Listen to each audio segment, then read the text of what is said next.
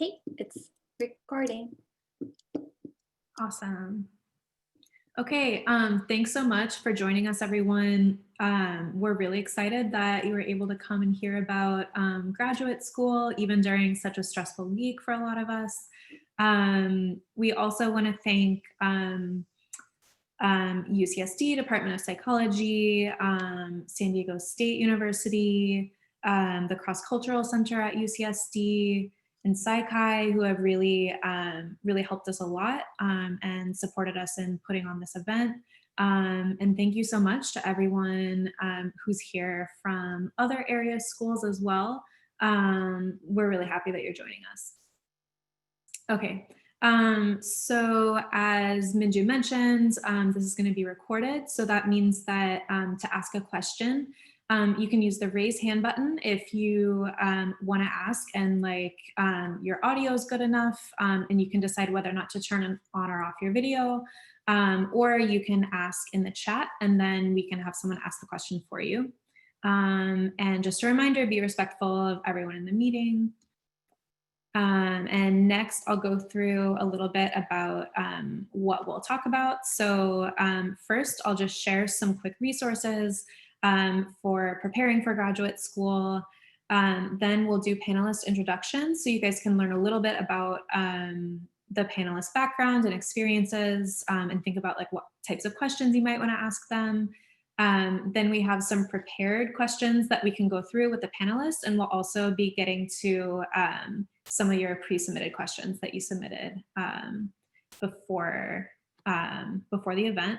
And then after that, we'll have breakout rooms.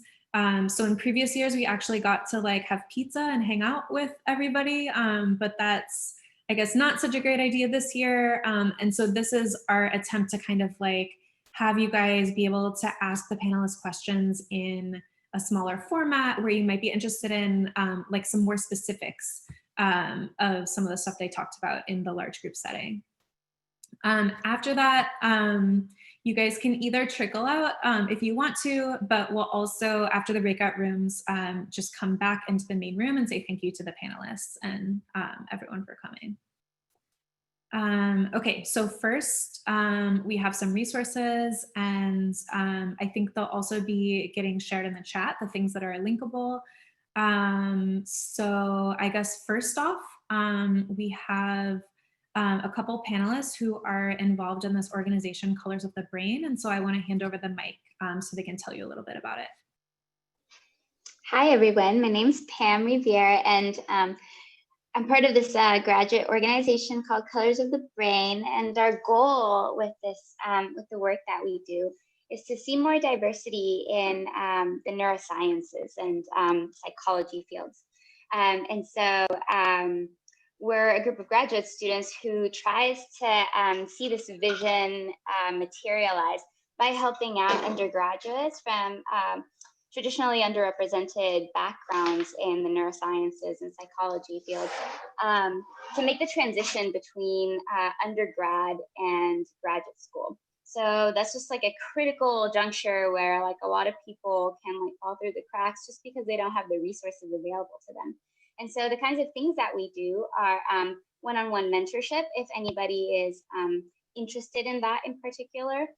We also coach students in how to approach acquiring research experience. So how do you write an email to a professor to see if you can work in their labs? And then we additionally run a lot of workshops. So a lot of our workshops for the fall have already passed, but they're focused on getting people's applications for graduate school read and edited. So we actually go through reading and editing personal statements and research statements for graduate schools, as well as for funding fellowships. So yeah, if any of you is interested, you can check out the Colors of the Brain webpage that I think somebody put in the chat. So you can see our events for the winter. Cool, thanks.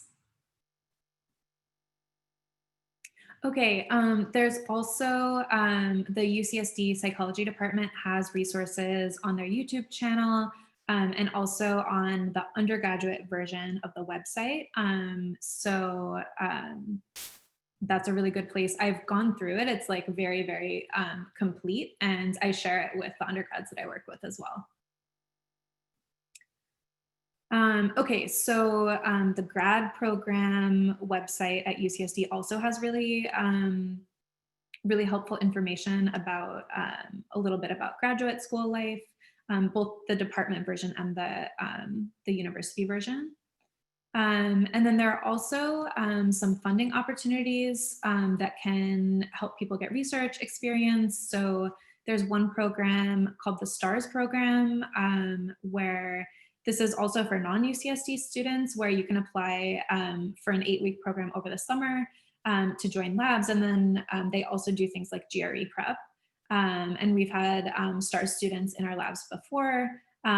It seems like a really intensive experience, but really fun. And so I highly recommend it. And then if you're a UCSD student, you can also Google UCSD TRELS, and that will give you more information about internal funding for undergraduate students. Okay, so now I'll introduce our panelists, or actually I'll be letting them introduce themselves. So for the panelists, I'll say each of your names, and then if you could just give like a brief intro, what year you are, where you're from, and a little bit about your path to graduate school. So first up is Anne. Hi, I'm Anne. I'm a third year in the UC San Diego psychology PhD program.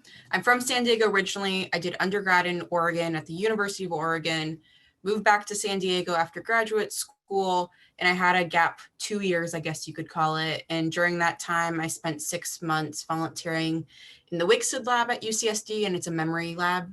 And that's now who I work for. Dr. John Wixted is my advisor, and I do basic memory science, and I often apply it to issues within the eyewitness memory realm, such as police lineup procedures and things of that nature. Cool. Okay. Next is Karen.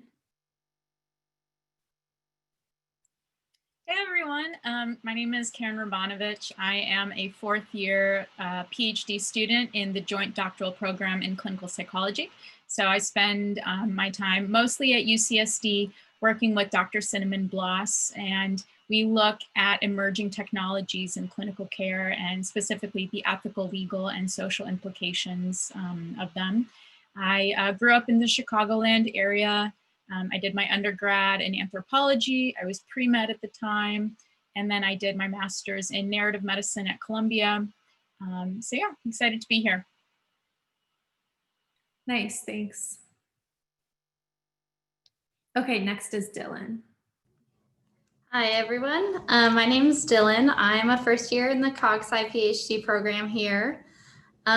So my background, I'm from Long Beach, California. It's not too far away, but I ended up going to the Bay Area to go to UC Berkeley for undergrad. There I worked in Mark Desposito's lab and really kind of fell in love with research. That led me to take a post-bac that was 2 years to kind of help a postdoc I met at Berkeley set up his brand new lab at the University of Iowa. So that was a really awesome experience. And now I'm here working with Anastasia Kiyonaga, and our research is focusing on the neural mechanisms of working memory, and generally speaking, cognitive control, and neural oscillations role in those. Sweet. Okay, I wanted to make a brief note because I think there's a lot of departments that are called very different things, but like if you like some of that work, I could see happening in a neuroscience department or a psychology department or cognitive science. So are you also like, did you apply to neuro programs, and can you also later answer questions about that? Yeah, definitely. Yeah, I applied to a battery. Like this was the only CogSci program I applied to just because I think there's less common. But I definitely did apply to both neuroscience and psychology programs as well. Cool, thanks. Yeah. Okay, next is Jessica. Hi, everyone. My name is Jessica Carrasco. I'm a first-generation college graduate, Chicana, and a fifth-year doctoral student in the Joint Doctoral Program in Clinical Psychology. I'm also an NSF Fellow. I was born and raised in New Mexico. I completed a double major in psychology and Spanish from the University of New Mexico. Then I completed a 2-year post-bac at the National Institute of Mental Health, conducting neuroimaging research on Williams syndrome and then schizophrenia. And then I completed, right before starting grad school, a 3-month summer internship in Mexico City at the National Institute of Psychiatry for a little bit. And now I'm doing graduate student mental health research, although my work is kind of dual, and I work with Lisa Eiler doing bipolar and aging research as well. Awesome, thanks. Okay, next is Minji. Hello, everyone. My name is Min Ji. Hope my connection is stable. I'm at psychology department. I'm a 7th year. I'm in social area working with Dr. Harris. I have a bit of different background. I didn't major in psychology in my undergrad. So initially I started with English education, but I always had a passion for psychology. And I wanted to study more, so I decided to go to my master's in personality psychology. And in our lab there, we also studied both psychology and emotions. And I wanted to pursue more on emotions area. So I came here at UCSD studying emotions. And I mostly study social emotions, particularly how some of those negative effects like jealousy or embarrassment, how those emotions can sometimes have beneficial effects in our daily lives as well. Yeah, that's about me. Awesome, thanks. Okay, it's just taking a second for the slide to advance. Okay, and then finally, Pamela. Hi, so yeah, I'm Pam. I am a 5th year PhD student in the cognitive science department. And I did my undergrad at Boston University in neurosciences. And then I transitioned after a gap year to UCSD to work in the lab of Dr. Lara Hell. And so with her, I study how hippocampal networks can reorganize in response to associative learning and memory. And so, yeah. Nice. Okay, so next I'll just talk a little bit about how the first part of the panel is organized. So we have questions in different categories. So preparing for graduate school, applying to graduate school, and succeeding in graduate school. And I guess the last category can also include things like what is graduate school like, yeah, and then we just wanted to remind you guys about the format. So you can use the raise hand button if you do want to unmute, or use the chat window instead. So the first question is, why did you decide to go to graduate school, or how did you know that it was the right choice for you? So I guess we can, for now, we can like keep the same order that we introduced ourselves in. So maybe Anne, you can go ahead and start. Yeah, I wish I had a little bit more time to think about this. My path to graduate school, so I'm also first gen college, not including graduate school. So a problem I ran into in my undergraduate studies was I didn't even know what I could major in and what kind of careers were available to me, where everyone else seemed to have that figured out. And I didn't really find my home within experimental psychology until my senior year of undergrad. So I ended up graduating with no research experience and just like, congrats, you found your thing, now graduate, bye. And I was like, well, now what do? I found this thing that seems to mesh everything I'm interested in, like into one. I really liked STEM and bio and chemistry. I really liked experimental design.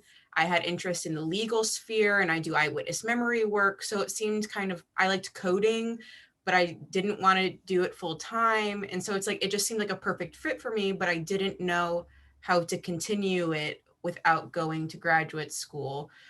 I just thought I'm rambling, I'm sorry. So I just kind of graduated with a psych degree and didn't quite understand what my next steps were because I had no one to advise me. So I moved back home to San Diego from the University of Oregon, and I just started emailing professors in the San Diego area if they were affiliated with the psych department. And I got a lot of no's. We only take students from our school. Sorry, we don't have grant money to support you. I don't have work for you. And I then reached the email of my current advisor, and I had this feeling, I cited him in my undergraduate thesis, that he was like my person. And so I changed my email to him from being kind of professional to not at all professional. And I emailed him in kind of all caps to get his attention because I didn't want him to delete my email. And it just worked out. It was a good personality fit. I figured worst comes to worst is I don't work in his lab when I already don't work there. And I was like, either he likes us or he hates it, and he liked it. And so I volunteered in his lab for 6 months, just doing odd jobs. And I'm like, okay, this like feels right. Like this feels like something I can keep doing. I want to have a bigger role in this. I like producing science, but I still didn't know really what I should be doing. So I asked for a meeting with him and I said, hey, I need help. I want to go to graduate school, but I don't know anyone who's been to graduate school. Can you please like tell me like what I should even be Googling to like help me? Like, I don't even know where to go. And I was lucky enough that he was willing to be my mentor, not just my employer. And so he assisted me in like, you need to take the GRE, you know, you have to get scores between this range. And, you know, you didn't have an amazing GPA as an undergrad because you didn't know what you were doing. And, you know, maybe think about ways that you can go to community college right now to pick up skills that make you more competitive. So yeah, that's kind of like my route to how I got to where I am currently. Awesome. I can go next. I think I'm next, right? Yeah. So as I mentioned, I was pre-med in undergrad, and then I had a quarter life crisis and realized that medicine wasn't the right fit for me personally, and that in order to make the sorts of changes that I wanted within the medical education and training system, that I didn't necessarily have to become an MD to do that. So I ended up taking some time off. And for me, doing the PhD in clinical psych, it felt like a good long-term investment. So that's kind of how I view my education, whether I want to do clinical work, whether I want to do research, work in nonprofit, industry, you know, so on and so on. For me, it was investing in my future, and that having that PhD would help me open doors, no matter, you know, which way I wanted to go. So that was how I think I decided. Yeah, for me, I think it was definitely a kind of trial and error, stumble your way through process, because I'm also first gen and just kind of had very little guidance as to what was going on. I was very lucky in my undergraduate to like meet people that were willing to like take time to explain like what seems like the most obvious stuff now to me.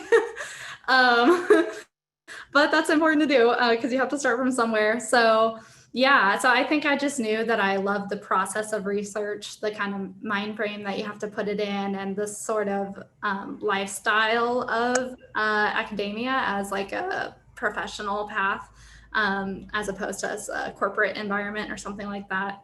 In applying to PhDs, I was kind of obsessed with this discourse around like whether a PhD is worth it, depending on if you want to go to industry or like, you know, there's a lot of like bottleneck to get into academia to be a tenured professor, like that kind of stuff.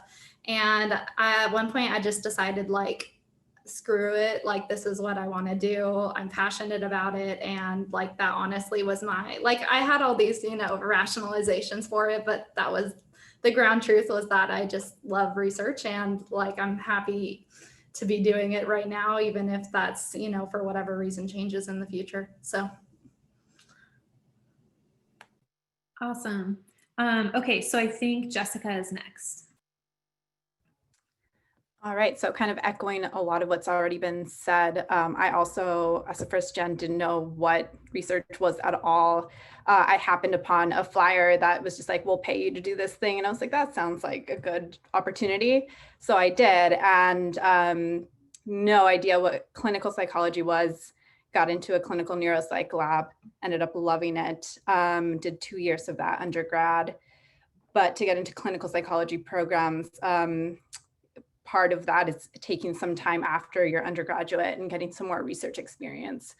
And so I did that, and I'm in a PhD program now because I want to specialize in neuropsychology. And the only kind of avenue to be able to get there is through a PhD. So that's why I'm here. Okay, I am not from a clinical background at all. And so I kind of lost you on like the decision between a PhD and then like the other option you were considering. So I was wondering if you could like talk more about that at like a very basic level. Okay, so for me to do any kind of clinical work, I could have done a PsyD or a PhD or even just gotten a master's. But because I also want to specialize, so clinical psychology is kind of this umbrella with different possibilities under it. One of those is neuropsychology, so kind of the more brain behavior relationships. And that's a specialization within clinical psychology, and kind of to get there, I have to go through this route of a PhD. If I just wanted to do clinical work, then I could have kind of even done a master's and done a clinical work at that point. But because there's more of a specialization in what I want to do, this is just kind of part of that path. Okay, got it. Cool. Okay, and then next is Minji. Similar to a lot of people too. Kind of similar to Anne, I graduated my undergrad knowing that I don't want to be an English teacher.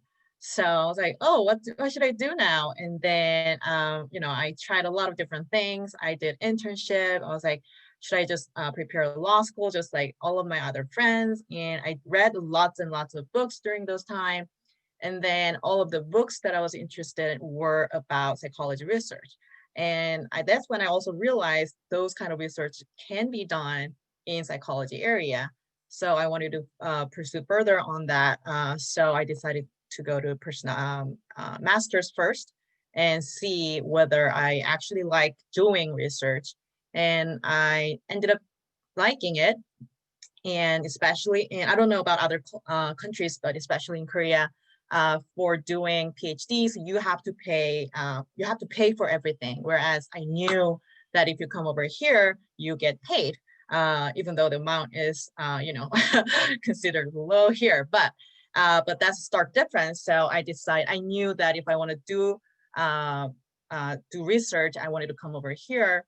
So, but I also tried lots of other things. Like I did another internship at the end of my master's, and then really wanted to confirm whether I really like to do more research versus going into industry. So, yeah, but after going through all of those, I really decided to come over here to do the PhD. Cool. Okay, so Pam is the last one for this question. Yeah, so when I was in undergrad in Boston, I did 2 years of research at a lab that did exactly the same stuff that I do now, just like slightly different tasks with the rats. And so I just like really fell in love with the method and the questions that you could ask with the method. And so I was considering different potential avenues. So I had considered doing an MD, but then I realized that I didn't really care about any other part of the body. I just really wanted to study the brain, and I wanted to study it in this kind of like invasive way with the rats, just because the kind of data that you can collect that way is just like really beautiful, and that's just what I loved. So my postdoc advisor at the time suggested that I try out for grad school, and so then I took a gap year, and then she became a PI in UCSD, and now I work with her. So it turned out really well. Okay, so there was a submitted question about is it easier to get into grad school here if you are an undergrad here? I can say my perception is the PIs who I work with, they say sometimes it's a negative to be applying the same place that you've had like a significant undergrad experience. But I was wondering if anyone has different experiences. Like I definitely know people who have done it. So in this case, like, was that a positive for you? Because you already knew the specific method that was maybe like difficult to learn? Yeah, so in vivo electrophysiology just takes a while to learn, and I already had like 2 years worth of experience there. But I think in general, like grad school is such a toss-up, you know, it's like 5 to 7 years of your life with somebody else. And that goes not just for us as students, but also for the advisor, you know, like they're stuck with you in many ways. And so I think a lot of advisors actually really enjoy knowing who they are going to have as an upcoming student. So like I know a lot of people who actually started doing research as a technician or as a research assistant in a lab, and then they joined the lab as a graduate student in the next application cycle. Just because there's such a premium on knowing the person who you're going to spend 5 to 7 years of your life with. Having said that, I mean, that's obviously not going to be the case for everybody. And so that's why I think it's important for undergrads to be able to reach out to current grad students in the lab, for example, to know in the lab that they're going for, to know kind of what the lab's culture is, you know, like is the advisor really scary and stressful? Then that's maybe a no for applying to join that particular lab. So there's a lot of uncertainties around joining a particular lab. And so knowing people is a plus, but it's definitely not going to happen all the time. And so you kind of have to figure out ways to build that knowledge for yourself.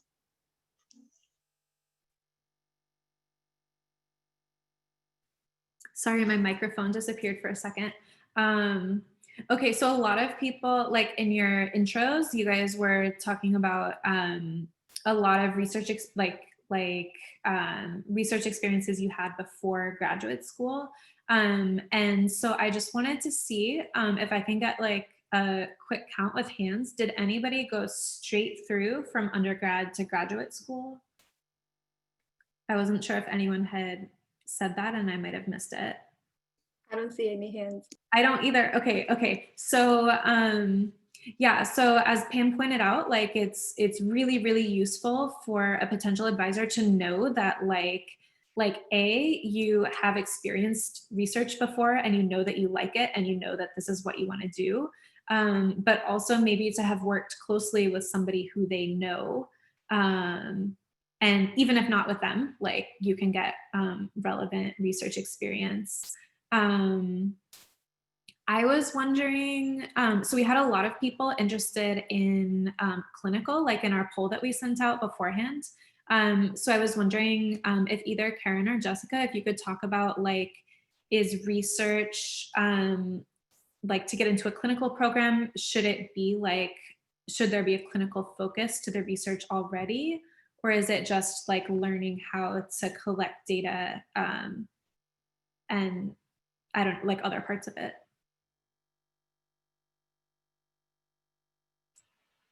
I can start us out. I'll say I actually had way more clinical oriented experiences than research experiences. I did a little bit of research in college. Like first I was in a physical chemistry lab doing laser stuff. Then I was in like a bio lab doing like ion channel mouse work stuff. And then it was after my master's that I really started to get involved with more clinical oriented research. I was doing clinical trials with mobile apps and depression and anxiety. The work that I'm involved with now research-wise has very little to do actually in the clinical setting. It's a lot more about these health policy level discussions around privacy and surveillance and technologies and how should we be thinking about it. So And I find often in the work that I'm doing in our lab, I'm jumping from topic to topic. I'm looking at genetic ancestry, or I'm looking at privacy, or I'm looking at surveillance, you know. So for me, it's always bringing that same sort of process, the scientific process, you know, and learning a literature from the ground up, things like that. So I would say in my experience, it wasn't as sort of like, you know, you stick in the, you know, you have this one topic and that's the thing that you do for the rest of your life. I think that part of our job too as researchers and advocates is being agile and adjusting to what are the important topics of today. So yeah, great question. Cool, thanks. I was also, okay, so I noticed that Minji, you said that you did a master's degree before coming here, and I was wondering, was your master's degree, was it in Korea, and was it cheaper than master's degrees are in the US? Yeah, Anna, I think I can answer on behalf of Minji. Okay. I also did, yeah, yeah. I also did my master's specifically in psychology and developmental, and I had to pay 3K to 4K each semester. But I was lucky to get a grant, but that's usually how much it costs. I believe it is less than in here if we compare the total amount. Yeah. Yeah. Here, I think masters are like ridiculously expensive, like maybe even more than undergrad, like more than like a private institution for undergrad. So I think a few people touched on this, but I'm not sure how explicitly we talked about it so far. But I was just wondering, like, were you guys strategically looking for paid opportunities between undergrad and graduate school? So like, for example, I did a lab manager position, so I was getting paid. And I guess that would kind of like take the place of a master's degree for someone who, like, I didn't have that much research experience in my undergrad. So I was just wondering to get like a consensus of like, if you guys were seeking out paid positions and how you did that.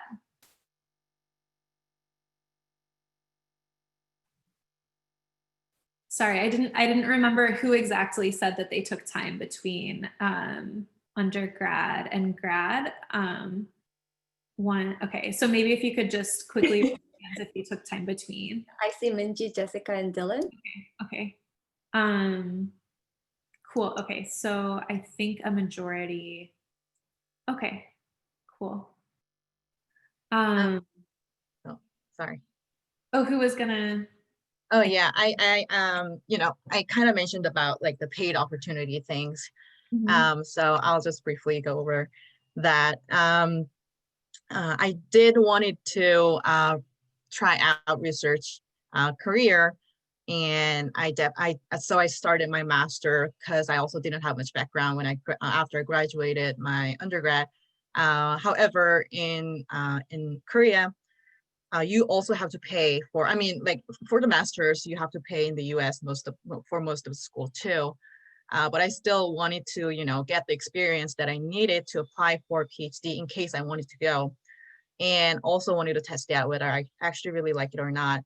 And after I confirmed that I really wanted to pursue this, I didn't want to pay for another, 5 or 7 years of tuitions and everything.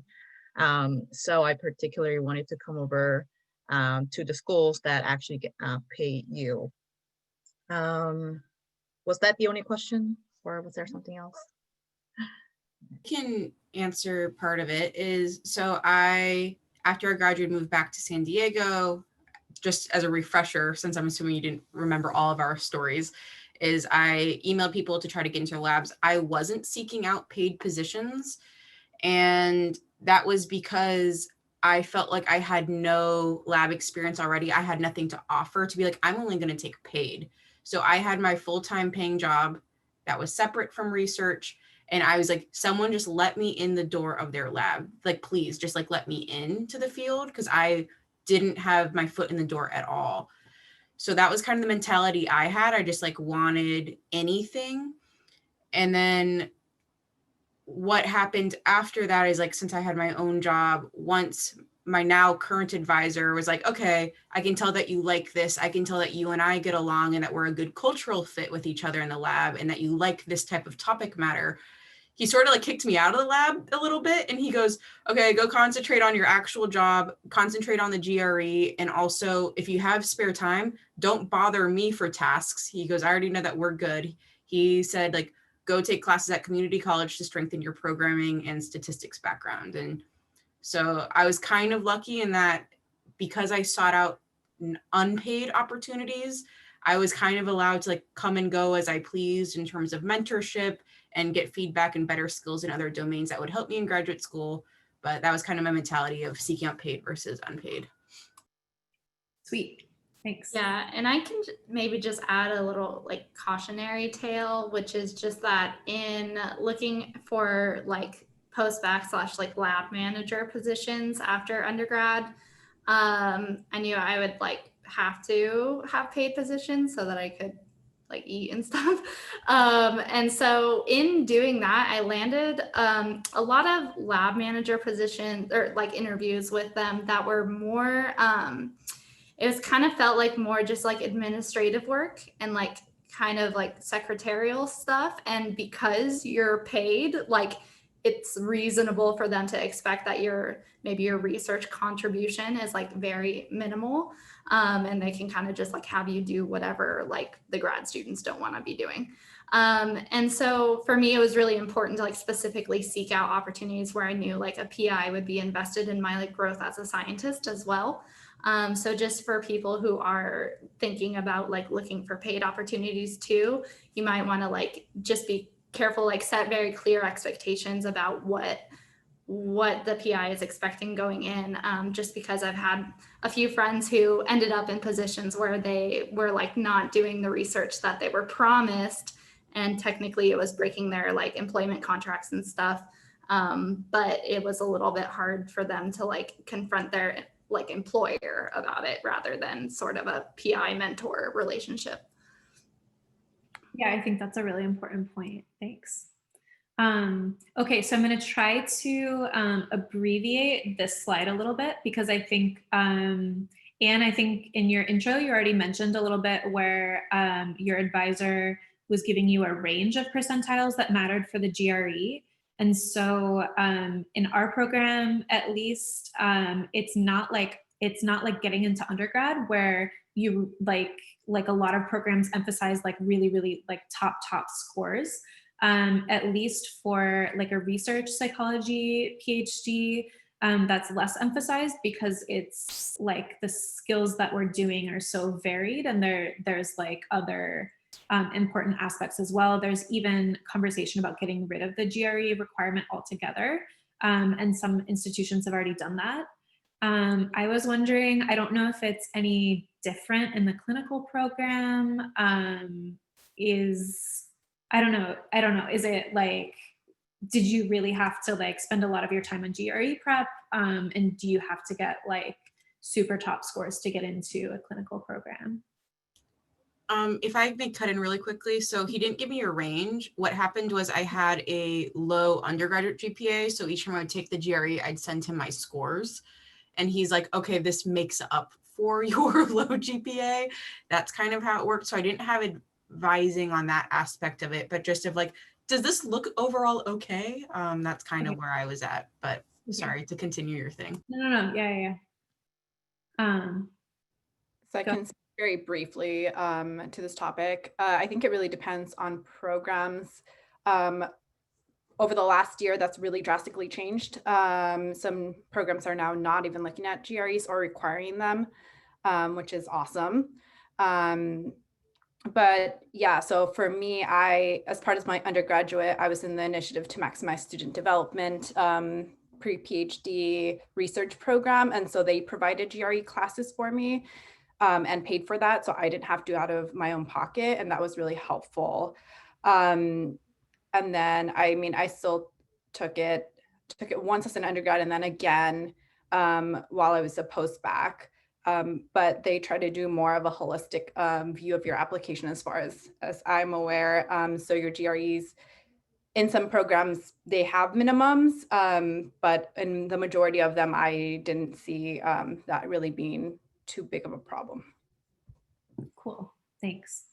Okay, so just a couple more questions before we take audience questions, but I wanted to touch a little bit on like it's come up a little bit how important it is that you like have a good relationship with your advisor and that you make a good choice, because you're kind of like locked in a little bit in a research PhD.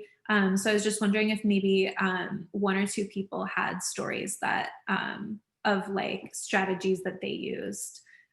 So like talking to graduate students, like current graduate students, I think has already come up, but maybe like what are important dimensions to people to like kind of like figure out during the interview process?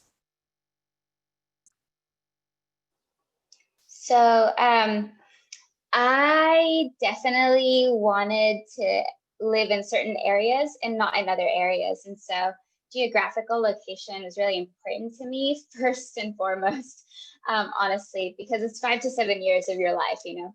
And so if you know that you can't handle the winter, then you definitely shouldn't pick a program that is in a really, really snowy or super, super cold area.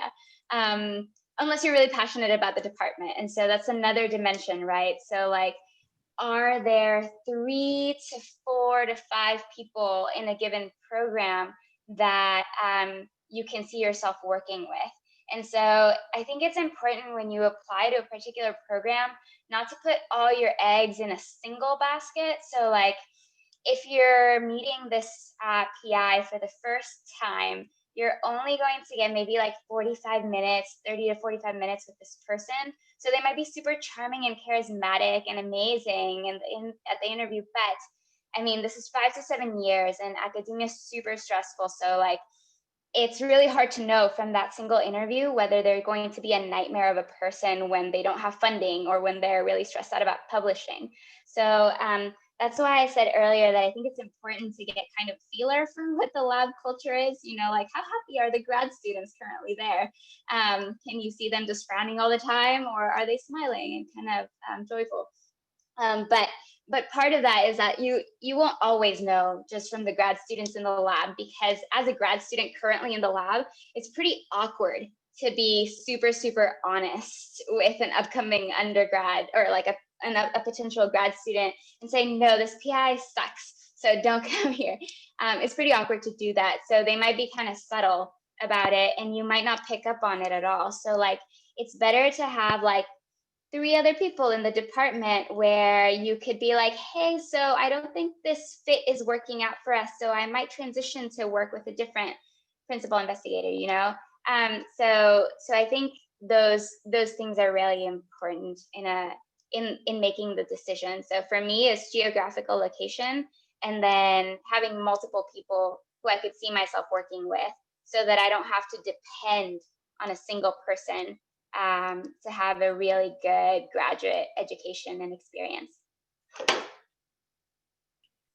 So in CogSci, is there like explicitly a rotation program?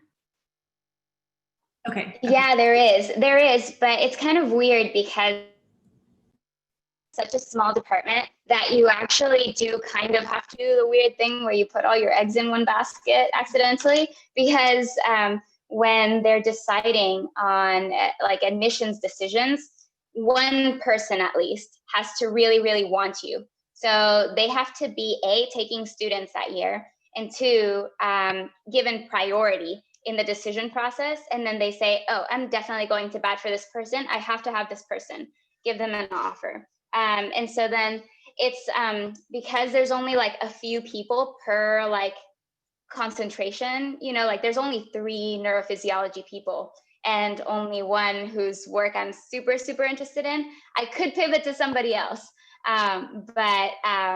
But you know, it's a little bit more constrained in that sense. Whereas the neurosciences program has so many faculty, you know, so it's a little different in CogSci just because it's so small. Cool.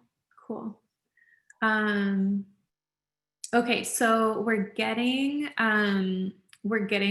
close to the breakout room, so I want to give time for attendees to ask some questions. So just as a reminder, you can either use the raise hands button, or you can send a chat, which I think will go to Minju, who can then ask the question. And while we are brainstorming for questions, I think Pam really touched on a really important topic. Like some grad programs, you get funded through the department, so you can choose whom to work with. Some grad programs, you might actually have to expect the PI to fund you, so you really have to check that in advance. And it's a really good thing to ask the current grad students if you have the opportunity to. Things, so I think, Pam, I think you mentioned like it might be subtle and people might not pick up on it. So like one thing I've noticed is like if someone says like if you ask about an advisor's advising style, that's a great like open-ended question to get the conversation started. If they say something like, oh, they're very hands-on, that could mean anything from like they're involved and helpful to like they breathe down my neck and like check when analysis files were last updated on the server. Like it could mean a range of things. So I guess, I don't know. There's like code language and you're raising your hand. Yeah, so on the topic of like coded language, I would wait until, so at least for psychology, there's a somewhat of an expectation that you are contacting your potential advisors before you apply to like let them know that you're interested in being in their lab. And during that, sometimes advisors will call you before you even know the status of your application, be like, let's chat. Like, am I going to have you come for an interview or not? You know, like, let me see if I like you as a person before I tell the department to like cover travel expenses to visit. And when you're chatting with them on the phone, before you even get an opportunity to meet graduate students, you should ask them like, what is your ideal relationship with your graduate student? And I've had that be an eliminating question for a school I ended up getting into. I asked like, what is your ideal relationship? And he said, well, I technically live outside of the city and then my wife lives in a neighboring city. And so I'm only on campus like once every 2 weeks. So it's kind of like self-run on whatever you want to do. And that sounds really great for some people. They're like, oh, perfect. I can pursue my own research interests. I came in knowing what my research interests are, but I was like, I'm not going to get anything done here because I won't be seeing my advisor's face constantly. And that's like one reason I didn't pick a school that I got into, whereas like the current program I'm in, I asked like, what is your ideal relationship with your graduate student? He goes, I want you to just barge into my office and talk to me whenever you want to talk to me. And I expect you to do that somewhat frequently. And so kind of, there was an expectation of constant communication, which I work better under. And then that way there are no surprises. Even though I already knew the other graduate students, I wasn't like, oh my God, he's all up in my business all the time. It's like, he told me that that's what he liked. And, you know, that makes my graduate experience better knowing that. Oh yeah, Karen. Just to build on that point, I guess one thing I want to say is part of it is knowing yourself and knowing how you might also best work. So just like Anne was sort of pointing out, you know, maybe for one student, that's sort of the ideal you know, approach, and maybe for another it's not. So that's one thing. The second thing I would say is maybe try to look at some like more data points or metrics in terms of, are the publications that are coming out, are they student led? You know, are students or trainees first authors, for instance? Maybe even asking what are the kinds of opportunities the PI has helped introduce them to. So maybe it's like, oh yeah, so-and-so, you know, pays for the conferences, makes a point to introduce me to other researchers. So there are other things like that that get into kind of a PI's investment in a trainee's research development and career. Cool. Yeah, someone else was talking. Oh, sorry. Yeah, thanks, Karen. And Karen, I think that was a really important thing to keep in mind. We also have a question from the audience. How do you get lab experience as an undergrad? And I believe that it might be different in different divisions and disciplines. So yeah, could you guys share it with us?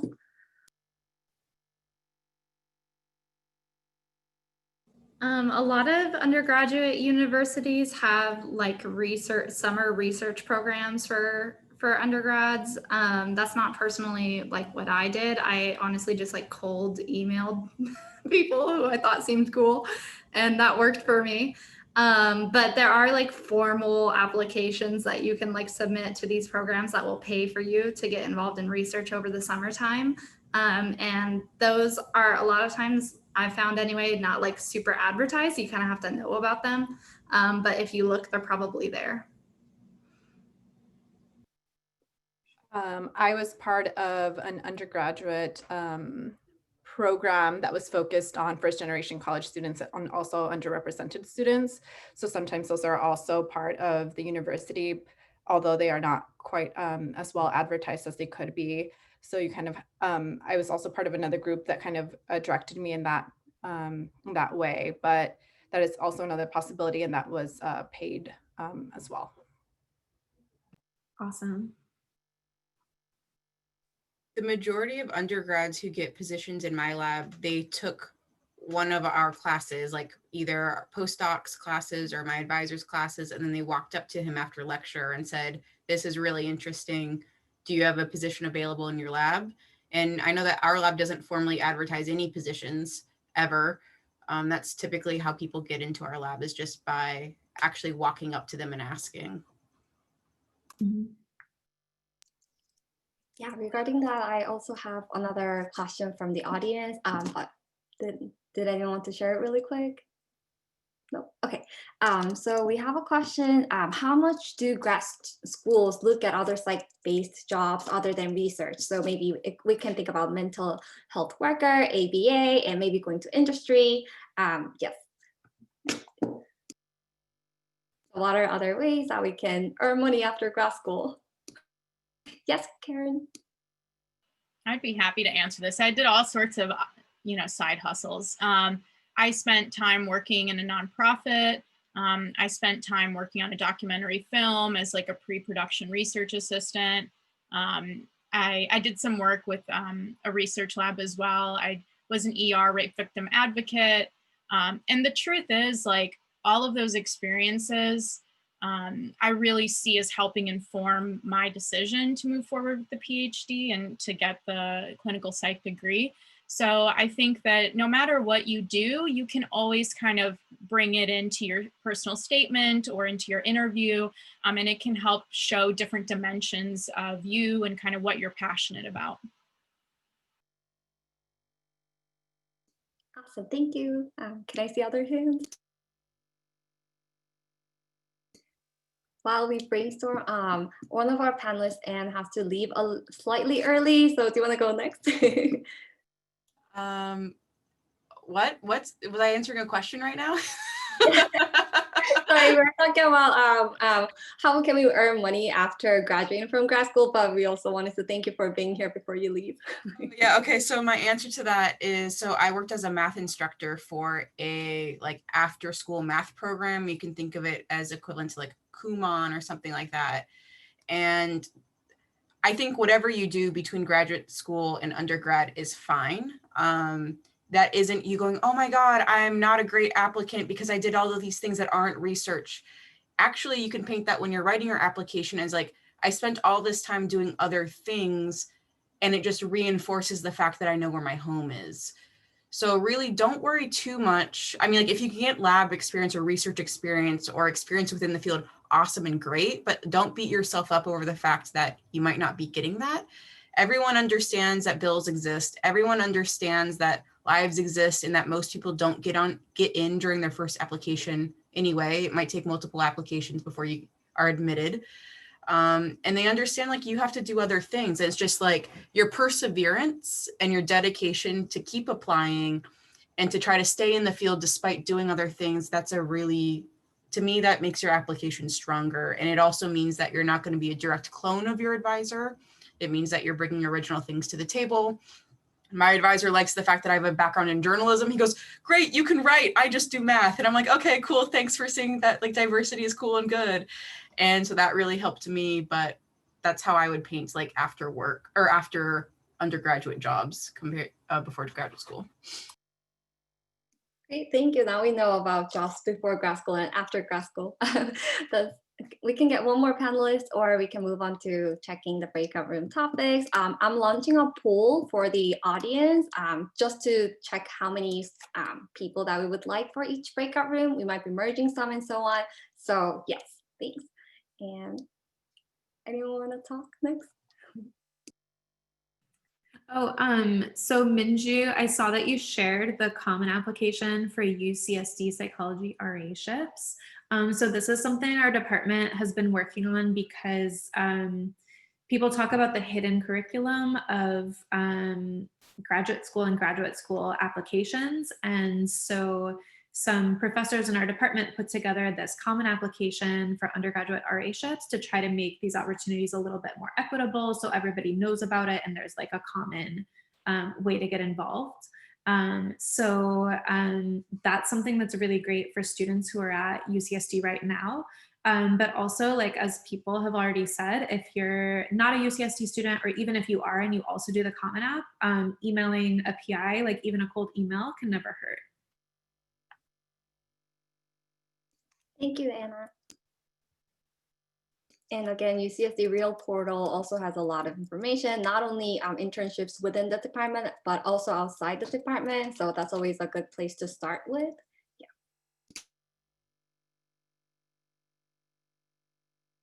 Okay, so I see the poll results coming in.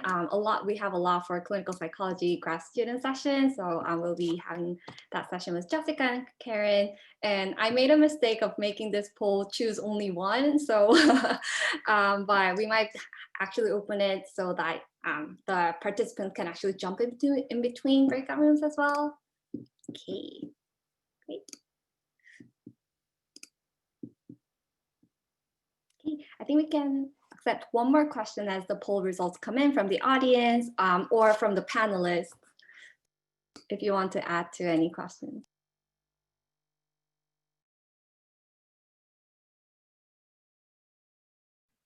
If nobody has one, I think there were some really great answers to this last year, but how do you enjoy being in graduate school? Is it good for your mental health? Is it good for like being excited about life?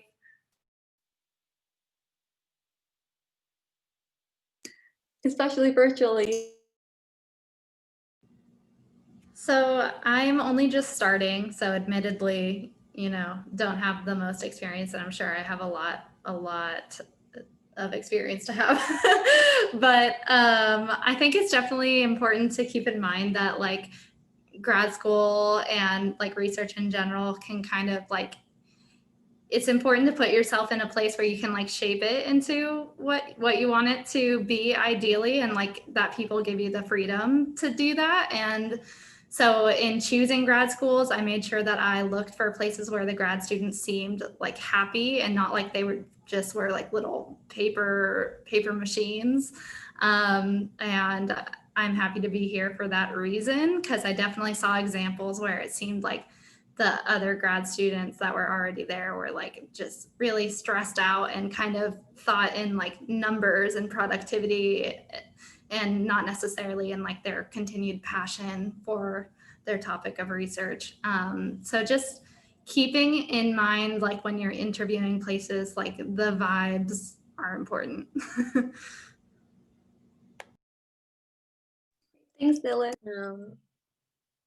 I can add more. So I think it's really important to find your own little getaway, like it's not physical getaway, but it could be anything, like, like some people enjoy yoga or cooking or whatever that is. Just find at least one thing that you can totally turn off your grad student mode and just be a different person for a second, and then like completely forgetting for a while. You can decide how long that would be, but I think that really helps for me to recover. And honestly, for right now, I have a baby, so that's definitely a lot of work, but that's also it can be a time off for me. So, well, like, because of that, I don't get to do anything else, but but like the point is, try to find your own little different something that you could be completely off grad student mode. I think that's really important. Work-life balance. Yes, Karen. I see a therapist. I am a therapist myself. I do clinical work with folks, but I myself have been in therapy for the last 2 years, and it's one of the best decisions I've ever made. I like to look at it as like me getting time for myself, celebrating myself, working on myself. And so, yeah, and I like to say that too, because just to help break stigma around needing mental health support from others.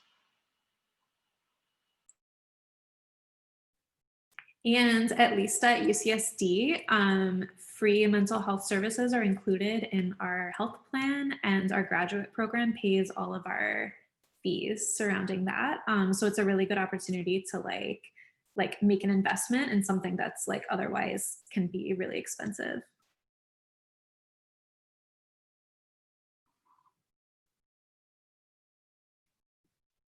Awesome. I think we have all the poll results. I think we'll open one group for clinical psychology, one for international, and URM transferred together and open chat. Yes, so we'll have a cozy group of students. So I will pop out the chat room. So the participants will be able to choose the chat that they would like to be in. So here we go. Okay, so can you guys see the list of breakout rooms? And feel free to jump in between, and we'll regather at 6:15. It's okay if you take longer, but just let us know, and we'll be jumping around to see if everyone's okay. Yeah. See you all.